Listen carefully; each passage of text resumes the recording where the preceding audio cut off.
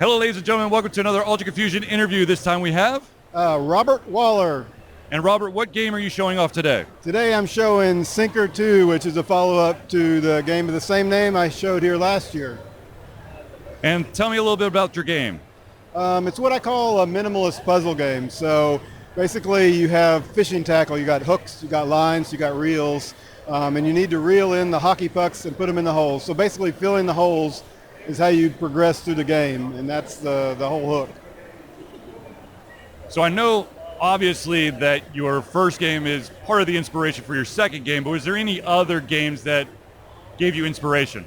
Oh yeah, so mostly the games that gave me inspiration are similar minimalist puzzle games like Clocky, Line, L-Y-N-E, Hook, of course.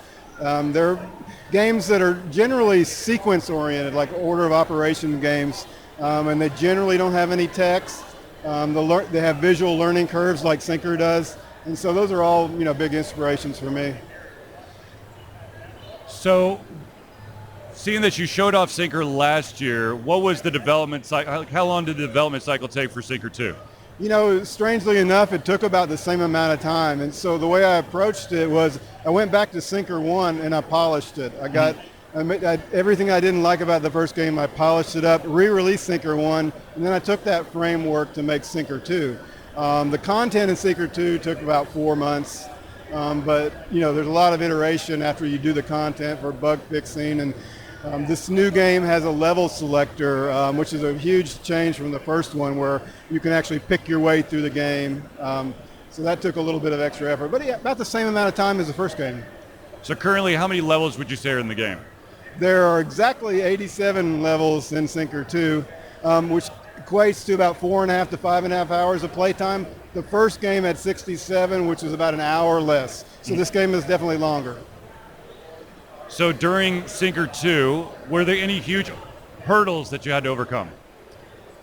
I don't think so, because the experience with Sinkr 1 taught me what it is people liked and what they didn't like and what I should concentrate on. And in fact, I took out one of the mechanics from Sinkr 1 to try to make the onboarding smoother and try to make the experience more even and not have any roadblocks. So what systems is Sinkr 2 available on? Pretty much all mobile devices like Apple TVs, Android TVs, Apple iPads, Android. It's also on Steam, which is my favorite platform. I released 2 weeks ago on Steam, last week on Apple, and I actually got featured for the first time on Apple's Today tab and in their top 5 games this week. Awesome. So where can people find out more information? If you want to go to my website, it's Walhler Digital, and I'll spell that. It's WAHLER.digital. Is there any plans for a Sinkr 3 already? Not at the moment. The next game from me will be a puzzle game, but it's going to be completely different. If Sinkr 1 and 2 continue to do well, I may revisit it in a year or two, but not right now. Well, I want to thank you for taking time to give me this interview about Sinkr 2. The best of luck to you in the future, and thank you. Thank you, Charlie. Appreciate it.